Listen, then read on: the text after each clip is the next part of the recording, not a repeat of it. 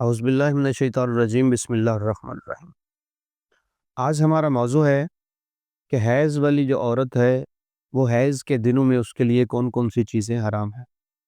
اکثر لوگ یہ سوال پوچھتے ہیں کہ حیض والی عورت کیا قبرستان جا سکتی ہے یا نہیں، ماہواری کے دنوں میں کیا عورت کھانا بنا سکتی ہے یا نہیں، کیا وہ نیاز پکا سکتی ہے یا نہیں، یا وہ مجلس میں جا سکتی ہے یا نہیں، کیا وہ علم کے نیچے جا سکتی ہے یا نہیں۔ تو ان سارے سوالوں کے جواب آج کی اس ویڈیو میں آپ کو مل جائیں گے۔ سب سے پہلے اللہ کے نام اور قرآن کے حروف کو مس کرنا، یعنی حیض کے دنوں میں، ماہواری کے ایام میں عورت کے لیے حرام ہے کہ وہ اللہ کے نام کو مس کرے یا قرآن کے حروف کو مس کرے۔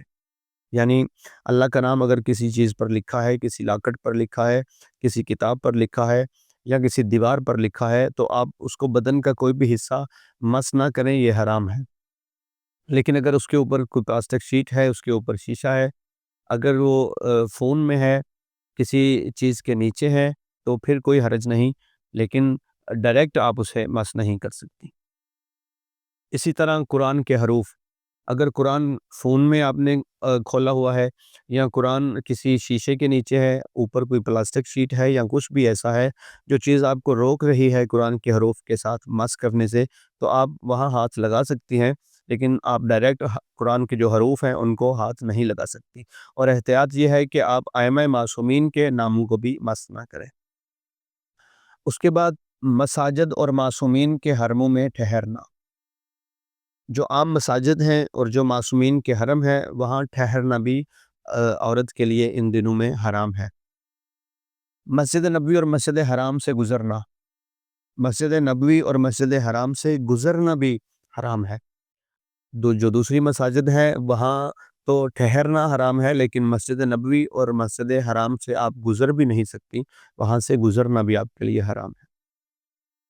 واجب سجدہ والی آیات والی صورتوں کا پڑھنا،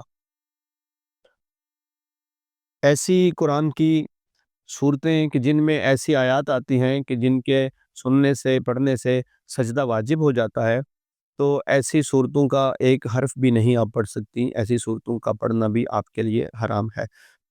اس کے بعد ہے شوہر سے مباشرت کرنا، شوہر کے ساتھ مجامت کرنا، مباشرت کرنا، صحبت کرنا بھی ان دنوں میں حرام ہے، یہ بھی آپ نہیں کر سکتی۔ تو اس کے علاوہ ایسی عبادات کہ جن کے کرنے کے لیے طہارت شرط ہے وہ بھی آپ نہیں کر سکتی۔ تو اس کے علاوہ آپ کچھ بھی کر سکتی ہیں، آپ مجلس میں جا سکتی ہیں، نیاز پکا سکتی ہیں، نیاز کھا سکتی ہیں، قبرستان بھی جا سکتی ہیں۔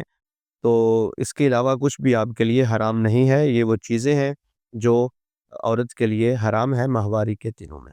ہمیں دعاؤں میں یاد رکھیں۔ آپ سب کے لیے بھی ڈھیر ساری دعائیں۔ والسلام والحمد للہ رب العالمین۔